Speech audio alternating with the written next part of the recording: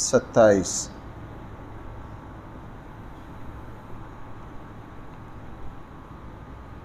آیت نمبر ہے 160 آیت نمبر ہے 160 بسم اللہ الرحمن الرحیم الحمد للہ رب العالمین والصلاة والسلام على سید الانبیاء والمرسلین وعلى آلہ واصحابہ اجمعین اما بعد فاعوذ باللہ من الشیطان الرجیم بسم اللہ الرحمن الرحیم من جاء بالحسنة فله 10 أمثالها ومن جاء بالسيئة فلا يجزى إلا مثلها وهم لا يظلمون قل إنني هداني ربي إلى صراط مستقيم دينا قيما ملة إبراهيم حنيفا وما كان من المشركين صدق اللہ مولانا العظیم۔ اللہ جل جلالہ نے ارشاد فرمایا من جاء بالحسنہ، جو شخص لائے گا ایک نیکی، فلہ 10 امثالہا، اس کو اس جیسی 10 نیکیاں ملیں گی۔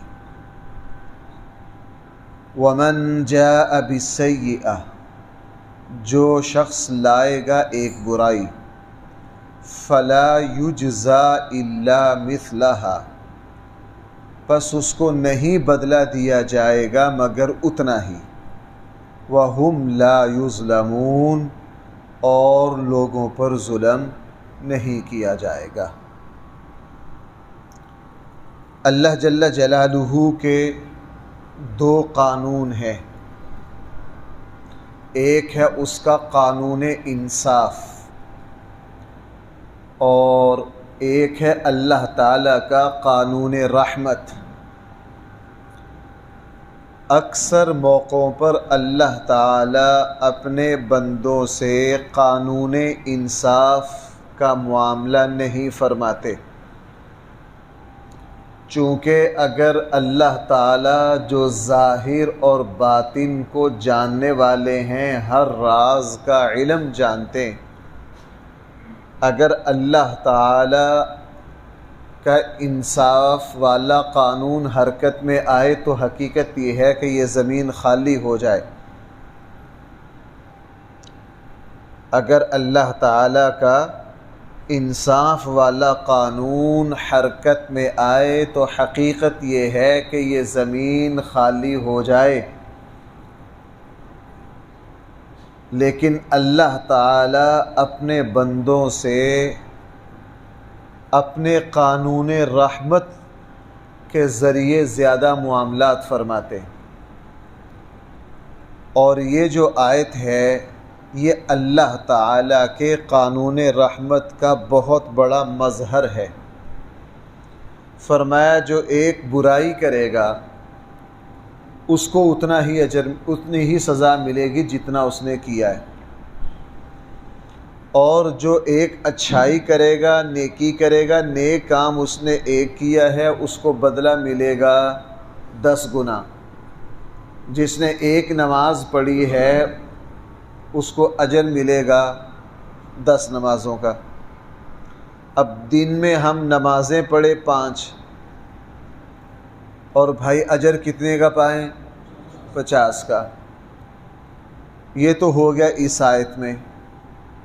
دوسری جگہ ارشاد فرمایا، وہ مشہور آیت ہے، مثل الذین ينفقون اموالهم فی سبیل اللہ کمثل حبہ، جو اللہ کی راہ میں پیسہ خرچ کرتے ہیں اس کی مثال اس طرح ہے جیسے انہوں نے گندم کا ایک دانہ بیجا کاش کیا، اس سے 7 بالیاں اگیں، ہر بالی کے اندر 100 دانے، جس دن اس نے فصل کاٹی تو ایک گندم کے دانے کے بدلے وہ 700 دانے گھر لے آیا۔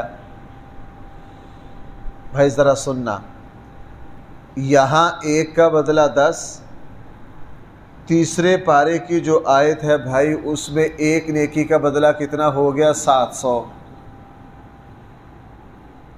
اور اس آیت کے آخر میں ایک عجیب بات فرما دی، واللہ یضاعف لمن یشاء۔ 700 پر بس نہیں، اللہ تعالی جس کا چاہیں گے اور مزید بڑھا دیں گے۔ جیسے شب قدر میں رحمت کا دروازہ نہیں، پورا گیٹ ہی کھول دیا۔ ایک رات عبادت کوئی کرے تو بھائی کتنا اجر ہے؟ 1000 مہینہ۔ لیلۃ القدر خیر من الف شہر۔ اس میں یہ نہیں کہا کہ 1000 مہینہ کے برابر، فرمایا نہیں، شب قدر کی رات میں عبادت کرنا 1000 مہینہ سے بہتر ہے۔ تو وہاں فرمایا ایک کے بدلے 700، اور آگے کیا فرما دیا؟ واللہ یضاعف لمن یشاء۔ اللہ تعالیٰ جس کا چاہیں گے 700 گناہ سے بھی اجر بڑھا دیں گے۔ اور سورہ رعد میں فرمایا انما یوفی الصابرون اجرہم بغیر حساب۔ جو لوگ استقامت اور صبر سے اللہ کے دین پر عمل کرتے ہیں، اجرہم بغیر حساب، ان کو اتنا اجر دیں گے کہ وہ خود بھی اس کا حساب لگا نہیں سکیں گے۔ حدیث مبارکہ میں ابن ماجہ کی روایت میں تو یہاں تک فرمایا کہ جو مسلمان 1 درہم اللہ کی راہ میں خرچ کرے گا اس کو 7 لاکھ درہموں کے برابر اجر۔ اور وہ مشہور حدیث تو آپ سارے ہی جانتے ہیں کہ جو شخص بیت اللہ شریف مسجد حرام میں نماز پڑھے یا کوئی نیکی کرے تو بھائی ایک نیکی کا کتنا اجر ہے؟ 1 لاکھ۔ وہاں نمازیں پڑھی ہیں ایک نماز، اور اجر کتنا ہو گیا؟ 1 لاکھ۔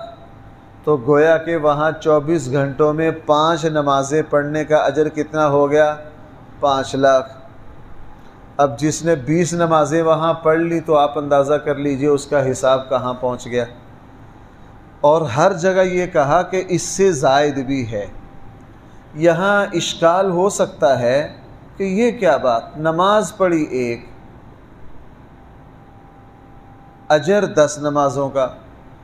اور ایک حدیث میں یہ بھی ہے کہ اکیلے نماز پڑھنے والے کے مقابلے میں جو جماعت سے نماز پڑھتا ہے بھائی اس کا اجر کتنا ہے؟ 27 گنا۔ یہ اتنا وسیع اور کھلا کھاتا اللہ نے کیوں چلایا؟ کسی کو اعتراض کرنے کا حق حاصل نہیں ہے، چونکہ یہ اللہ کا بھائی کیا ہے؟ قانون رحمت ہے۔ ایک آدمی ہے، وہ بازار گیا، 2 مزدوروں کو لایا، انہیں کہا بھائی سارا دن میرا دیہڑی پر کام کرو، شام کو میں آپ کو 1000 روپے دوں گا۔ دونوں مزدوروں سے 1000 روپے طے ہو گیا۔ دونوں مزدور آئے، انہوں نے کام کیا۔ شام کو جب اجرت کی باری آئی تو اس نے ایک مزدور کو 1000 دیا۔ بھائی اس نے انصاف کیا کہ بے انصافی؟ انصاف کیا، چونکہ صبح وہ طے کر کے لایا تھا کہ آپ کو دیہڑی کتنی ملنی ہے؟ 1000۔ بالکل ٹھیک کیا، کسی کو کوئی اعتراض نہیں۔ دوسرے مزدور کو اس نے دے دیے 2000، کوئی اعتراض نہیں کر سکتا۔ کیوں؟ یہاں اس نے اپنی طرف سے مہربانی کی ہے۔ جو اپنی طرف سے مہربانی کرے کسی دوسرے کو اس پر اعتراض کا حق حاصل نہیں ہے۔ اور بھائی جو صحیح بخاری کی روایت ہے، اگر وہ اس کو بھی اس آیت کے ساتھ ملا لیا جائے تو اس سے تو پھر مومن کے بارے نہارے ہو جاتے ہیں۔ نبی کریم صلی اللہ علیہ وسلم نے ارشاد فرمایا، صحیح حدیث ہے، صحیح بخاری میں ہے، جو مسلمان نیک کام کا ارادہ کرے، جو مسلمان نیک کام کا ارادہ کرے لیکن ارادہ اس کا پکا ہو، پھر وہ نہ کر سکے، اس کو نیک کام کے پکے ارادے پر ایک اجر ملے گا۔ حج کی درخواست دی، پیسے جمع کروا دیے، پاسپورٹ ہر چیز اوکے ہے، لیکن درخواست نہیں آئی، اس کا پکا عزم ہے۔ ابھی بندہ حج پر تو نہیں گیا، لیکن بھائی اس کو ایک نیکی کے پکے عزم کا اجر اس کو مل گیا۔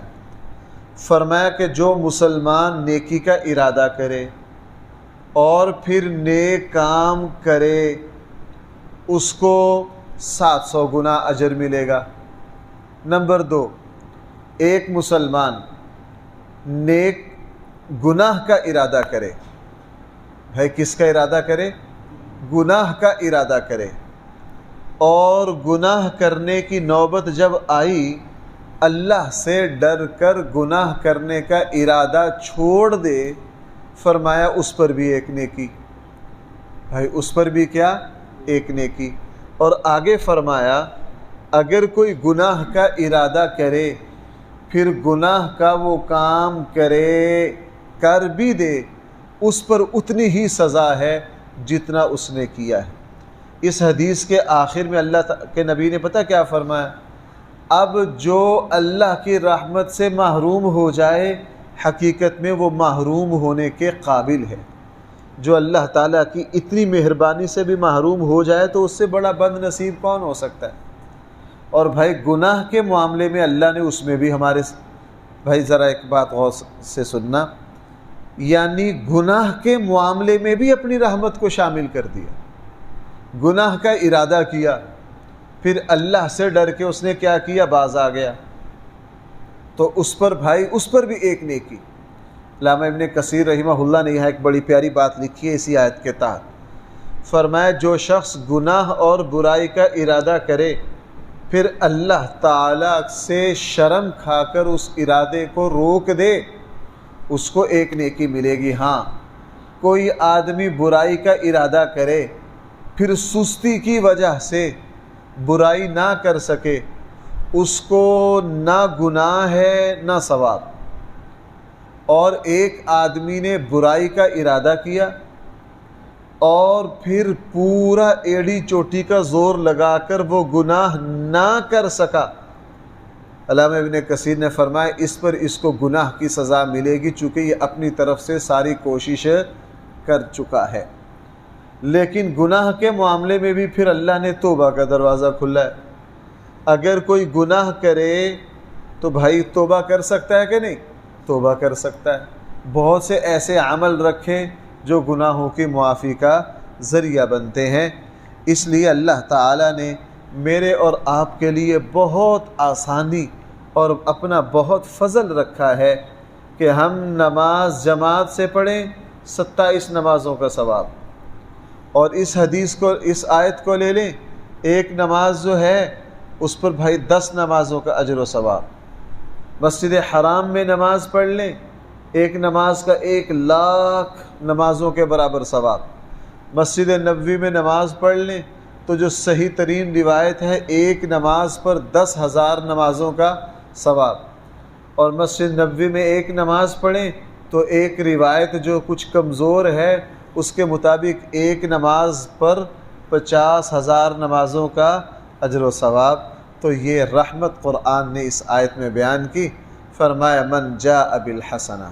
ہاں بھائی ذرا ایک بات جو بڑی اہم ہے اس کو ذرا سن لیجئے، یہاں قرآن کے الفاظ ہیں من جاء بالحسنہ، جو ایک نیکی ہمارے پاس لائے گا۔ بھائی یہاں کیا الفاظ ہیں؟ من، بھائی آپ جاگ رہے ہیں؟ یہاں الفاظ کیا ہیں؟ من جاء بالحسنہ، جو ایک نیکی لائے گا۔ یہ نہیں کہا جو ایک نیکی کرے گا، نیکی کرنے کے بعد اس کو بچانا بھی ہے۔ اس کو بھائی کیا اللہ تعالیٰ کی بارگاہ میں حاضری تک اپنی نیکی کو کیا کرنا ہے؟ بچانا ہے۔ اگر نیکی کی بعد میں شرک آ گیا، ختم، ارتداد کی وجہ سے۔ نیکی کی ساتھ ریاکاری آ گئی، من جاء بالحسنہ نہیں ہو سکا، وہ نیکی ختم۔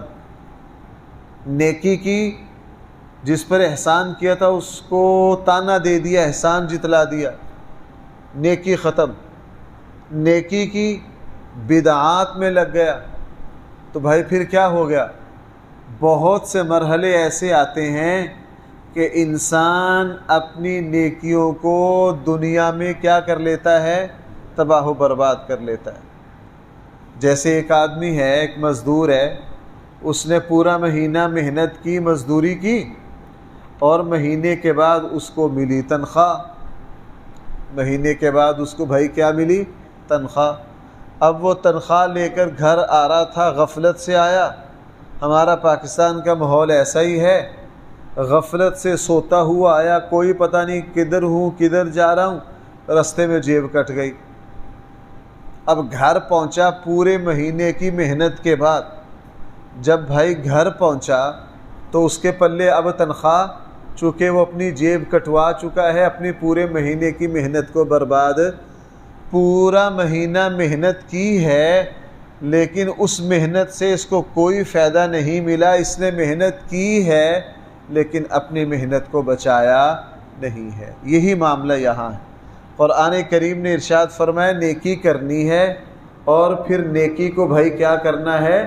بچانا ہے، پہرا دینا ہے نیکی پر کہ میری نیکی کہیں ضائع نہ ہو جائے۔ اور یہی معاملہ گناہ کا ہے۔ اگر ادھر ہمیں تھوڑا سا مشکل کام لگے تو آیت کا دوسرا حصہ آسان ہے۔ وہاں بھی فرمایا من جاء بالسیئۃ، جو ہمارے پاس ایک برائی لے کر آئے گا۔ یہ نہیں کہا کہ جو برائی کرے گا، فرمایا جو ہمارے پاس برائی لے کر آئے گا۔ اگر کسی نے برائی کی، موت سے پہلے پہلے توبہ کر لی تو بھائی وہ برائی کیا ہو گئی؟ وہ اللہ تعالیٰ اس کو محو کر دیں گے، اس کو ختم کر دیں گے۔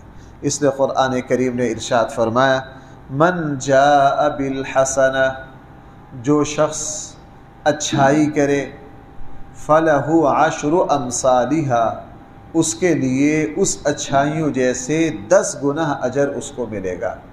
یہ بات میں بھائی بہت مرتبہ بیان کر چکا ہوں۔ حسنہ نیکی کس کو کہتے ہیں؟ بھائی نیکی وہ نہیں ہے جو ہماری پسند ہو۔ نیکی کہا جاتا ہے جس میں 2 باتیں ہوں۔ نیک کام اسے کہا جاتا ہے جو اسلام اور نبی کریم صلی اللہ علیہ وسلم کے طریقہ کے مطابق ہو، جو اسلام اور نبی کریم صلی اللہ علیہ وسلم کے طریقہ کے مطابق ہو۔ نمبر 2، اور اس نیک کام سے مقصد اللہ تعالیٰ کی رضا ہو، وہ حسنہ اور نیکی بنتی ہے۔ ایک کام کیا ہے اسلام کے مطابق نہیں ہے، اسلام کے مطابق نہیں ہے، وہ نیک کام، مثلا ایک آدمی کافر ہے، اس نے انسانی خدمت کے لیے ہسپتال بنوا دیا، نیک کام اس نے کیا لیکن اسلام کے مطابق نہیں ہے، چونکہ یہ ہسپتال بنوانے والا کافر ہے۔ بھائی ہسپتال بنوانے والا کیا ہے؟ کافر ہے۔ اب یہاں کام تو اس کا نیک ہے لیکن اسلام کے مطابق نہیں ہے، اللہ تعالیٰ کے یہاں اس کا کوئی اجر نہیں ہے۔ دوسرا مسلمان ہے، اس نے تہجد کی نماز پڑھی ہے، اب یہ اسلام اور نبی کریم صلی اللہ علیہ وسلم کے طریقے کے مطابق پڑھی ہے لیکن اس نے ریاکاری اور دکھلاوا کر لیا ہے، اب بھی اس کی نیکی نہیں بنی ہے۔ تو نیک عمل اس وقت بنتا ہے، اور بھائی بہت سے نیک عمل ہم کرتے ہیں اپنی خواہش کے مطابق۔ اس وقت ہم دنیا میں دیکھ رہے ہیں لوگ اپنے جذبات کی تسکین کے لیے بہت سے نیک کام کرتے ہیں نا۔ نیک کام وہ ہے جو اپنی خواہش اور جذبے کے مطابق نہیں، بلکہ جو بھائی کس کے مطابق ہو؟ رسول اللہ صلی اللہ علیہ وسلم کی سنت کے مطابق ہو۔ اس لیے فرمایا من جاء بالحسنہ جو شخص ہمارے پاس ایک نیکی لے کر آئے گا فَلَهُ عَشْرُ أَمْثَالِهَا، اس کو 10 گنا اجر بڑھا کر دیا جائے گا۔ وَمَنْ جَاءَ بِالسَّيِّئَةِ، جو شخص ہمارے پاس گناہ لائے گا، ایک برائی کر کے آئے گا، فَلَا يُجْزَى إِلَّا مِثْلَهَا، اس کو نہیں بدلہ دیا جائے گا مگر اتنا ہی۔ وَهُمْ لَا يُظْلَمُونَ، اور اللہ تعالیٰ کی طرف سے بالکل ظلم نہیں کیا جائے گا۔ اللہ تعالیٰ ہم سب کو صحیح فہم عطا فرمائے۔ الحمدللہ رب العالمین، والصلاة والسلام علی سید الانبیاء والمرسلین وعلی آلہ واصحابہ اجمعین۔ ربنا آتنا فی الدنیا حسنہ